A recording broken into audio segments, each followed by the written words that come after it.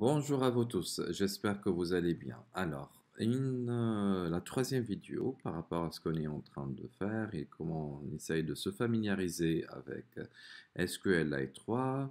Nous avons vu dans la précédente vidéo comment on arrive à pouvoir insérer en fait des données dans la base suite à la saisie de l'utilisateur. Donc là, on a trouvé comment on arrive à saisir trois tuples, donc avec des logins et des mots de passe, plutôt avec des noms et prénoms et des emails. Donc d'ailleurs là, on aimerait bien en fait ajouter en fait un password pour chaque utilisateur et de pouvoir avoir dans notre table un quatrième voire un cinquième champ où il va y avoir en fait le password haché stocké dans la base de données. Comme vous savez, en fait, les bases de données, dans les bases de données, nos mots de passe devraient être hachés pour ne pas en fait euh, donc euh, pour ne pas faire pour ne pas faire confiance à l'administrateur qui est derrière la base. S'il va consulter en fait la base, il va trouver nos mots de passe hachés, non pas nos mots de passe en clair. Du coup, il aura du mal à pouvoir normalement se connecter à notre place si notre mot de passe est bel et bien strong, qui répond aux différentes contraintes de sécurité. Donc là, ce que je vais essayer en fait de faire, tout d'abord, donc là, je vais mettre tout ça en commentaire, comme d'habitude. Éliminer déjà la table. Voilà, voilà, tout va bien. Et maintenant, en fait, on va essayer en fait de voir comment on arrive à ajouter déjà un champ. Donc, ça va être alter table. Quelle est la table? C'était la table ma table. Voilà, ma table. Voilà, ma table. Voilà. Alter table ma table. Et on va ajouter un champ qui se nomme PWD. Et on va le prendre en tant qu'un champ texte. D'accord? Donc on va essayer de voir est-ce que ça marche. Ça y est, hop. Alors, qu'est-ce qu'il nous dit? Duplicate column name PWD. Normalement, je l'ai exécuté deux fois. Je vais essayer en fait de voir est-ce que tout va bien ou pas. J'actualise, je passe et hop. Voilà, j'ai le password bel et bien en fait dans ma table. Très bien. Donc là, j'ai ajouté en fait un attribut à ma table. Ben, après, ce que j'aimerais bien en fait faire, j'aimerais bien que l'utilisateur saisisse en fait son mot de passe, mais j'aimerais bien que le mot de passe ne soit pas visible. D'une, hein.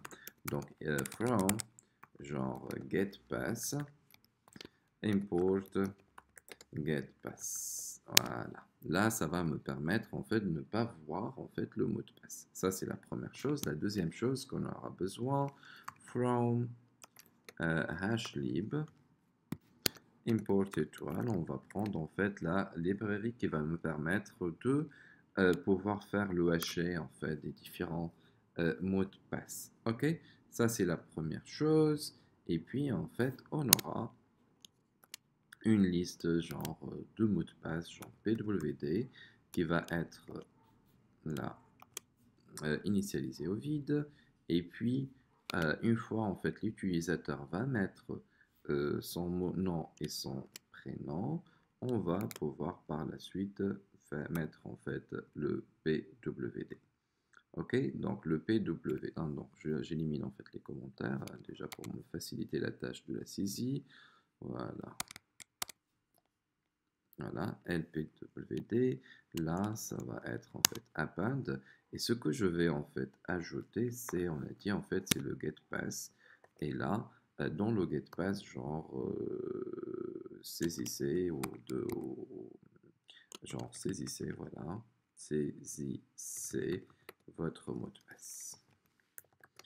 Ok, donc là, la première chose, et puis saisissez votre mot de passe et on aimerait bien en fait que le mot de passe soit saisi Là, on est bien d'accord, quand il va le saisir, on va pas voir qu'est-ce qu'il a saisi, l'utilisateur. Et puis, en fait, quand on va saisir, on va ajouter une quatrième là. Et quand il va saisir, il va la saisir. Donc là, juste pour qu'elle soit visible, voilà. Donc, il va la saisir.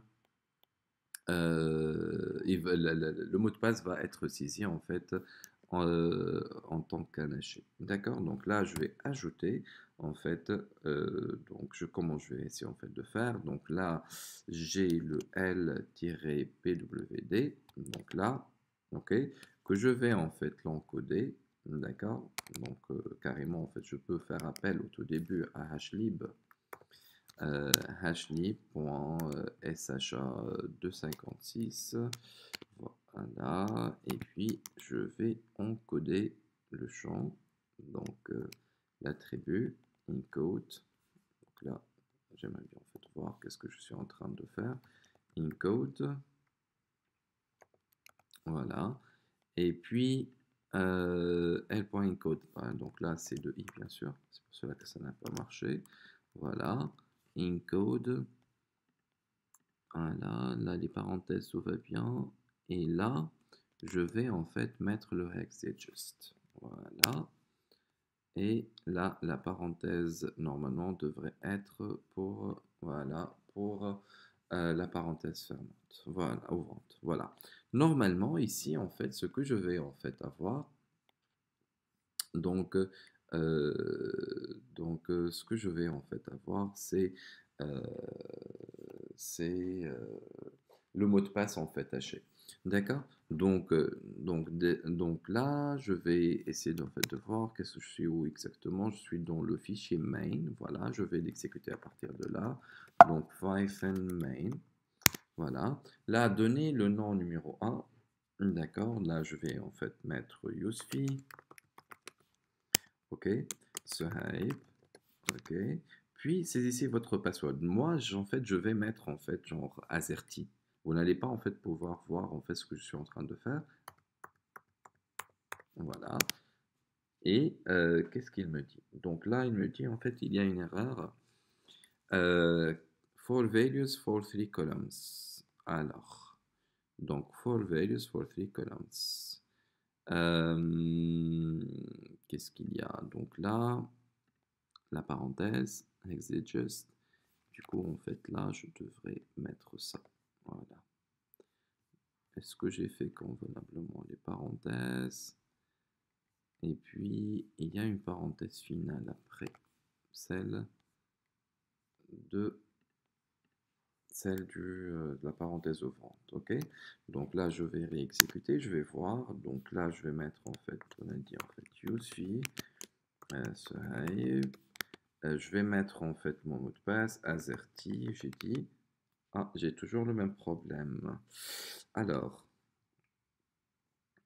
le problème, c'est au niveau en fait des parenthèses.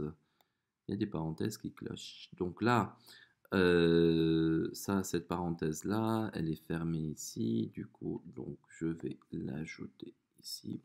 Voilà. Voilà. Voilà. Je vais essayer en fait de voir. Est-ce que le problème il survient de ça? Donc juste je vérifie. Yosfi, Suhaib, et je suis en fait dans le terminal, désolé. Donc là, je devrais être ici plutôt. Donc Yosfi, sinon ça va être encode. Yosfi, Suhaib. Puis on a dit en fait le mot de passe et j'espère que ça marche. Non, ça marche toujours pas. Alors ligne 21, je suis à la ligne 21 et là qu'est-ce qu'il me dit? Là il y a un problème au niveau des parenthèses apparemment. Donc je vérifie. Alors là c'est la première variable.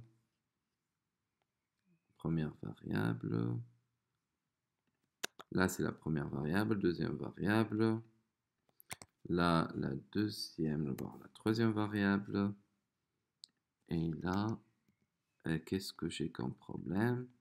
LPWD2I, encode, hexadjust, voilà, et puis le contenu de la variable. Donc, il me dit en fait, operations error for values for 3 columns. Nous, on a bel et bien 4 colonnes. 1, 2, 3, 4. Ah, désolé les gars. Donc là, c'était mon erreur. Donc là, on a ajouté en fait un champ qui se nomme PWD. Désolé. Voilà. Problème d'inattention. Donc là, voilà. Donc là, donner le nom. On a dit en fait Yosfi, Suhaib, voilà, Azerty. C'est pas mon vrai mot de passe, mais bon. Alors, c'est Leoti, Ayman. Encore un. Bon, là, je vais prendre la deuxième ligne. Peu importe, en tous les cas, ça va pas être vu. Sphère, si. Lydia. Et le mot de passe de Lydia, genre 1, 2, 3, 4, 5, 6. Voilà. Et hop, regardez en fait. Donc, les données en fait seront, seront stockées dans la base en tant que mot de passe en fait haché, avec carrément une fonction de hachage, SHA de 56, une fonction de hachage robuste. Et du coup, si vous êtes en fait devant cette table-là, vous avez en fait un mot de passe de la sorte. Il est, bon là, c'est avec des mots de passe aussi fragiles qu'on a utilisés pour le test, c'est très facile avec une attaque par dictionnaire. D'ailleurs, on essaiera de la voir prochainement. Donc, mais avec une attaque par dictionnaire, en fait, ça va être facile en fait de faire le reverse, ce haché-là.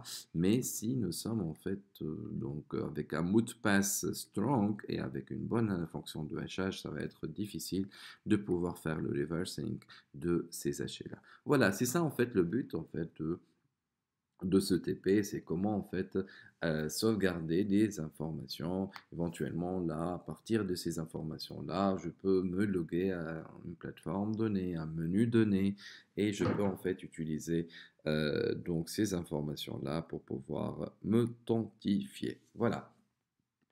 Merci pour votre attention et à la prochaine vidéo.